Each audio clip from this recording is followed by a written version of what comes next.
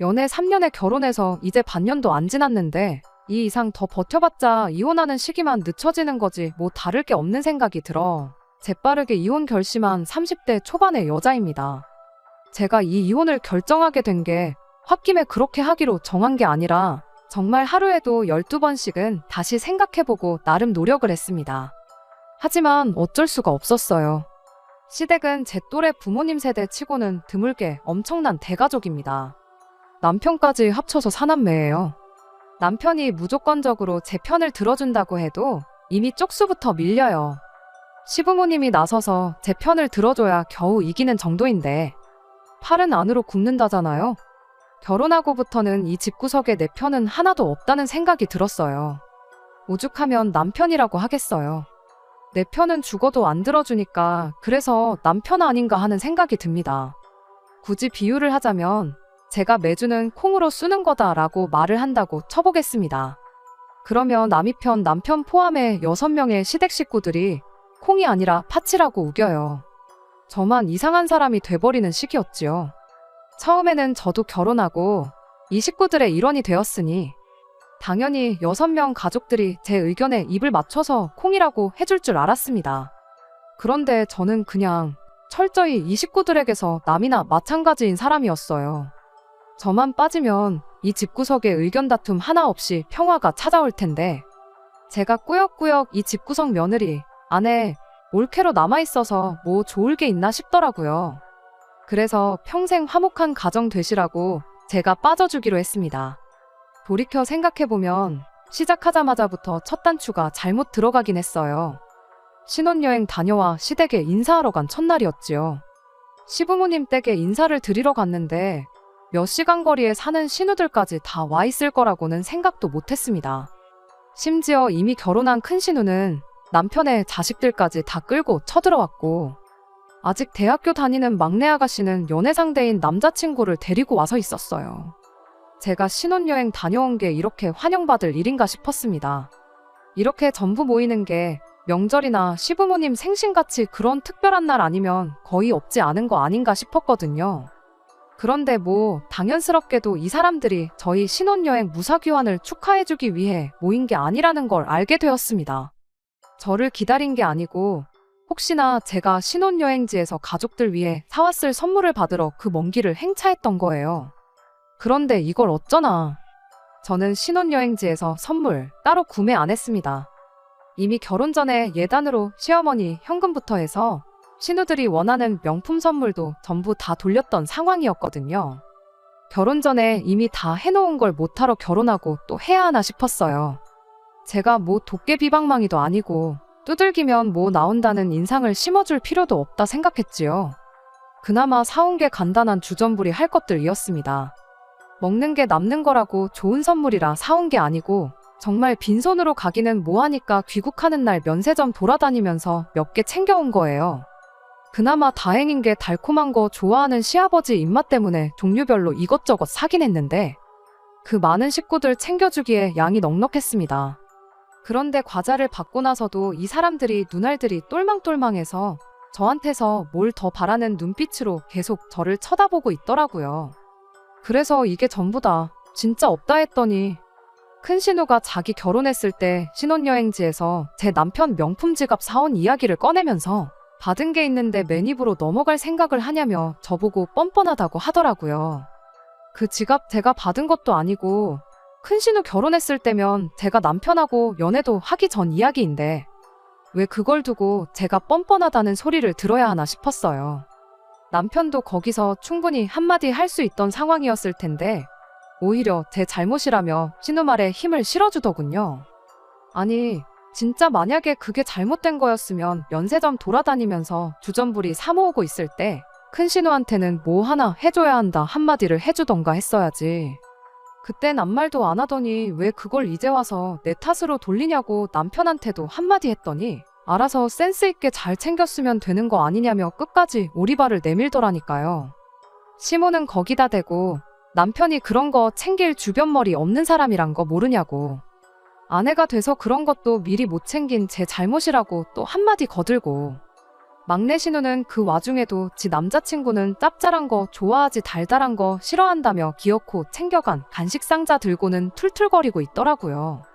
하다못해 막내 신우 남자친구 선물까지 챙겨왔었어야 한다는 소리 들으니 기분이 좋을래야 좋을 수가 없었지요. 그 와중에 시동생은 또 거기다 대고 막내 신우한테 그거 안 먹을 거면 자기 여자친구 가져다 주게 하나 내놓으라고 그러는데 정말 단체로 사람 앞에다 두고 깜짝 카메라라도 찍는 건가 싶었어요. 제 상식으로는 도무지 이해할 수 없을 정도로 코미디 프로 같은 상황이 계속해서 벌어지고 있었으니 말입니다. 시아버지가 이 상황을 잠재운다고 한마디 꺼냈는데 저보고 이 집안의 맏며느리로서 앞으로 가족들 챙기는데 신경을 쓰라고 충고를 해주시대요. 어이가 없었지만 그래도 그 말 한마디 덕분에 상황이 정리돼서 식가족들 툴툴거리는 소리는 더 안 들어도 됐던 게 다행이면 다행이었습니다. 지금 후회되는 건 결혼 반년 만에 이혼하게 됐지만 애초에 신혼여행 다녀오자마자 더 빨리 이혼할 수 있었는데 그렇게 못한 게 후회될 따름입니다. 이미 상종 못할 집구석이란 신호를 주고 있는데 뭐 더 좋은 꼴 보겠다고 반년을 꾸역꾸역 더 살아왔는지 싶네요. 아무튼 그날 집에 돌아가는 길에 남편한테 한마디 했다가 그게 또 부부싸움으로까지 번지게 되었습니다. 저는 남편한테 이럴 때 당신이 중간 역할 잘 해줘야 한다 한마디 했을 뿐인데 그 상황에도 자기 가족들 편들면서 엄마 아빠 누나 말대로 네 센스가 부족했던 걸 두고 왜 자기한테 도움을 요청하냐고 그리고 다음부터는 조심하기로 하고 다 끝난 이야기를 집에 가는 길에 또 꺼내는 저희가 뭐냐며 개거품을 물고 달려들대요.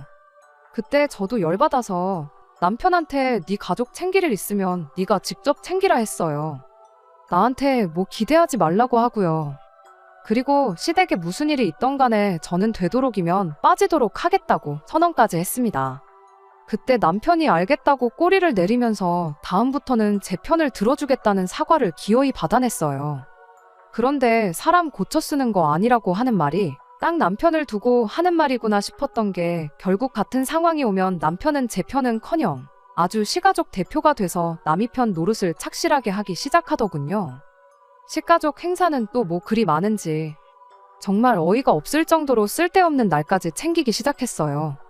하루는 남편이 저보고 금요일에 엄마가 보자신다며 아무리 늦어도 점심 이후에는 시간을 내서 시댁으로 오라고 했다 하는데 금요일이면 회사원인 저는 당연히 출근해야 하는 날이잖아요.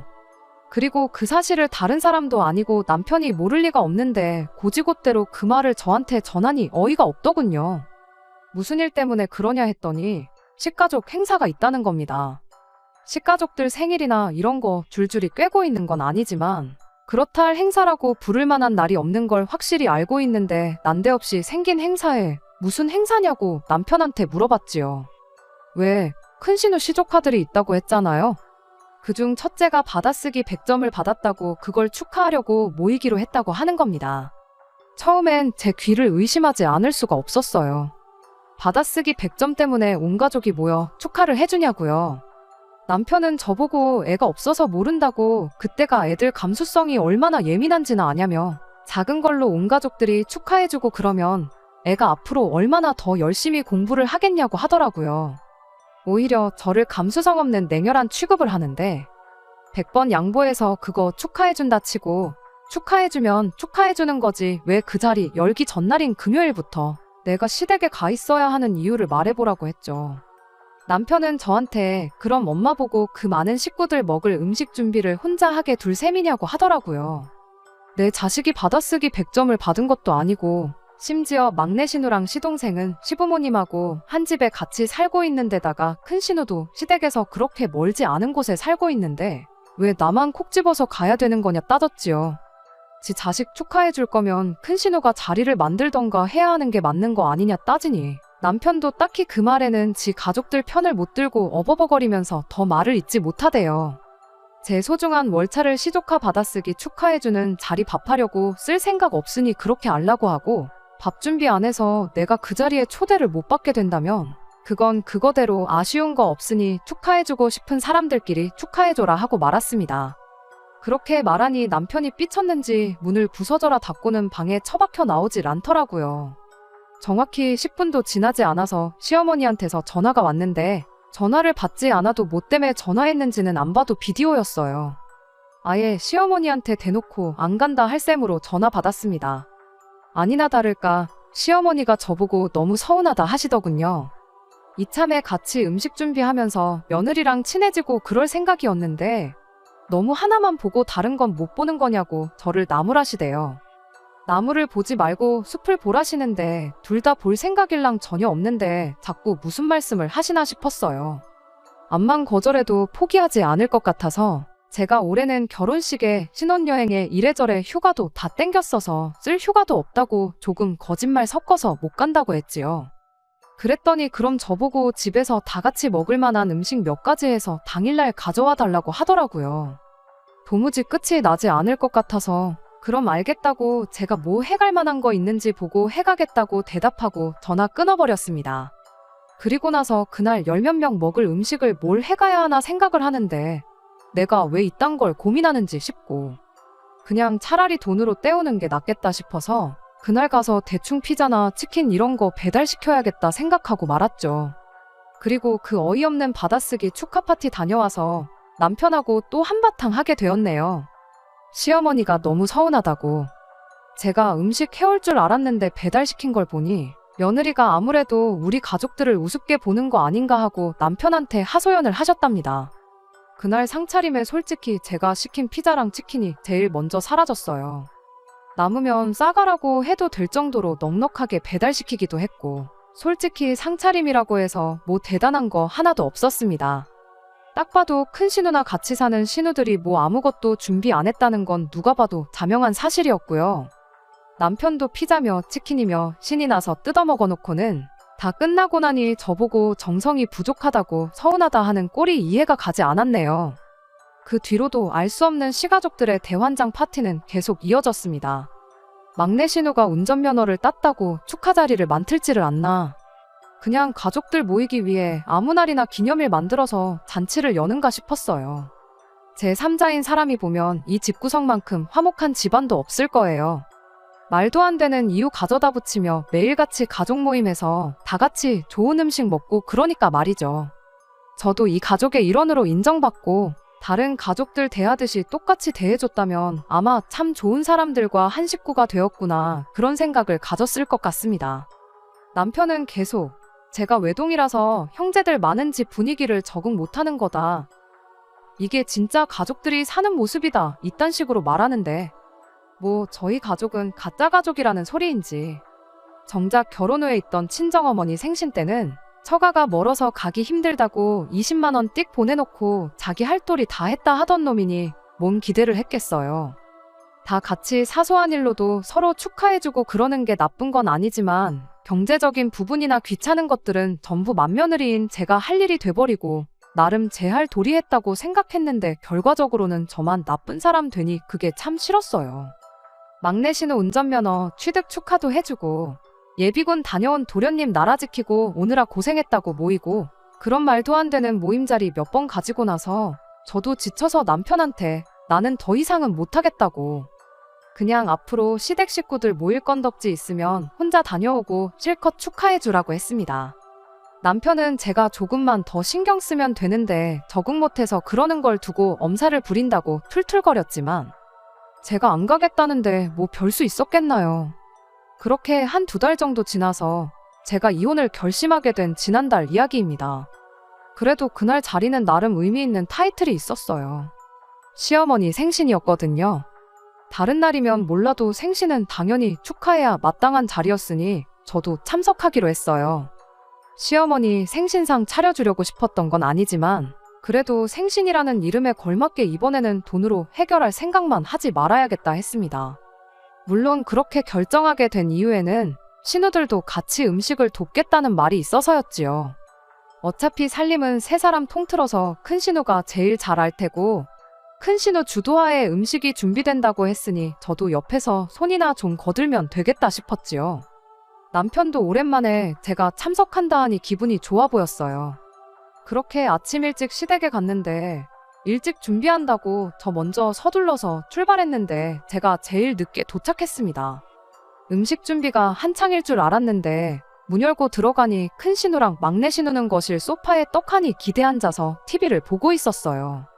제가 늦어서 시작을 안 했구나 싶어서 서둘러서 같이 준비하자고 했는데 주방에 웬 처음 보는 아가씨가 혼자 허둥지둥대면서 불 앞에 왔다 갔다 하더라고요. 딱 봐도 대학생 티가 팍팍 나는 젊고 아리따운 아가씨였는데 쟤는 누구길래 시댁 주방에서 음식을 하고 있나 싶었어요. 큰 신우랑 신우는 제가 오든 말든 신경도 안 쓰고 음식 준비하고 있으니 저기 가서 도와주라길래 주방으로 향했습니다. 그 아가씨한테 당신은 대체 누구시길래 여기서 이렇게 음식을 하고 있느냐 물었더니 자기를 시동생과 만나고 있는 여자친구라고 소개하더라고요. 나이는 23으로 제가 생각했던 것보다 더 어렸습니다.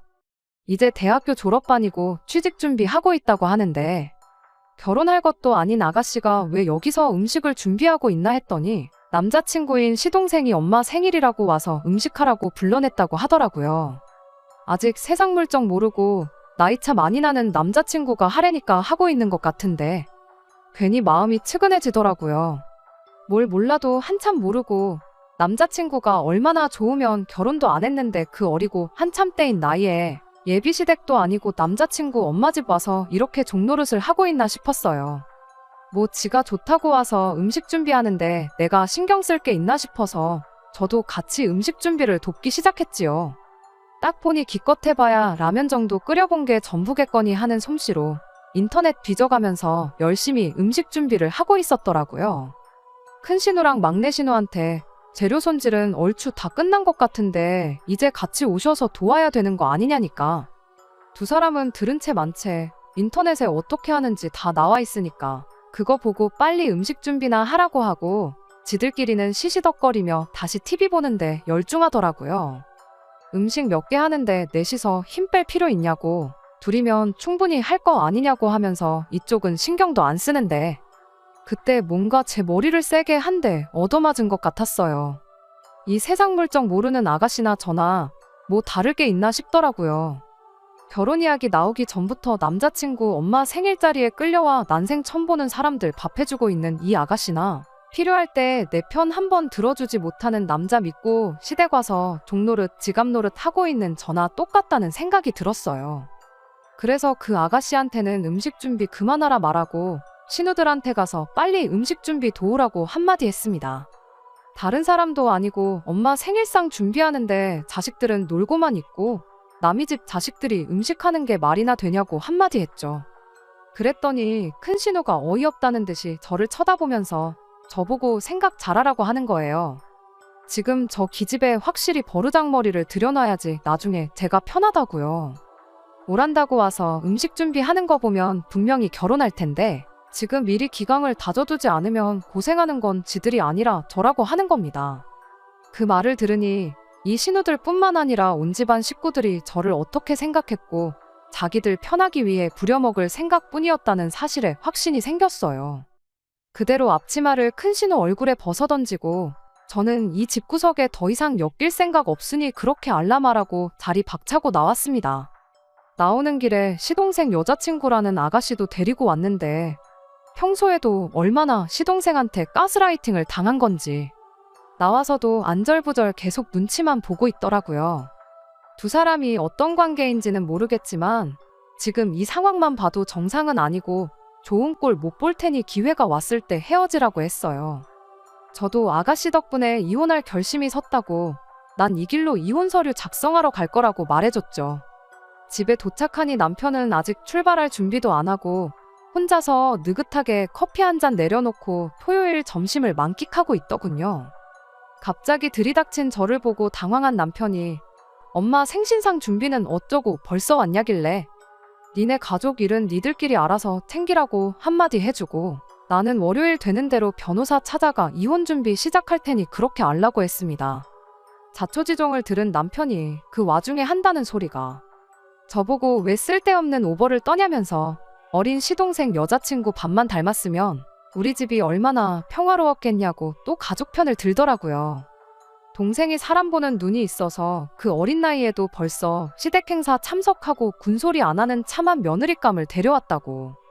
저보고 그 어린 친구 밥만 닮아보라고 큰 소리를 치더군요.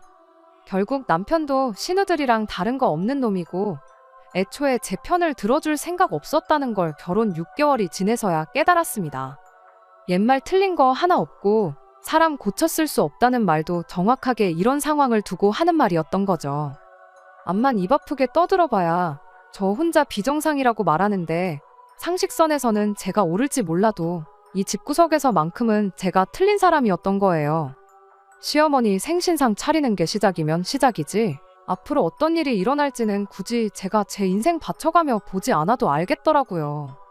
그래서 제가 이 집구석에서 빠져주겠다 했습니다. 이혼 이야기도 맨 처음엔 홧김에 꺼내긴 했지만 하루라도 빨리 탈출하는 게 제 앞으로 남은 인생을 위해서도 정신건강을 위해서도 좋겠다는 생각이 들었어요. 제 연락처는 어떻게 알았는지 시동생 여자친구였던 그 아가씨가 저보고 고맙다는 연락을 해왔어요. 이야기 들어보니 시동생하고는 헤어졌다고 하더라고요. 아마 그 집구석 사람들이라면 지금쯤 시동생 헤어지게 된 이 상황을 두고 제 욕만 실컷 하고 있겠지요. 신혼여행 다녀오자마자 이혼하나 6개월 뒤인 지금 이혼하나 뭐 다를 게 있겠냐마는 더 늦게 결심하지 않은 걸 두고 위안 삼으려고 합니다. 아무쪼록 그 집구석은 화목한 가족 흉내내면서 지들끼리만 평생 같이 살았으면 좋겠어요. 괜히 저 같은 사람 더 만들지 말고 말이에요. 끝까지 들어주셔서 감사합니다. 오늘의 사연은 여기까지입니다. 구독과 좋아요, 알람 설정 부탁드리고 더 좋은 사연으로 다시 찾아뵙겠습니다. 감사합니다.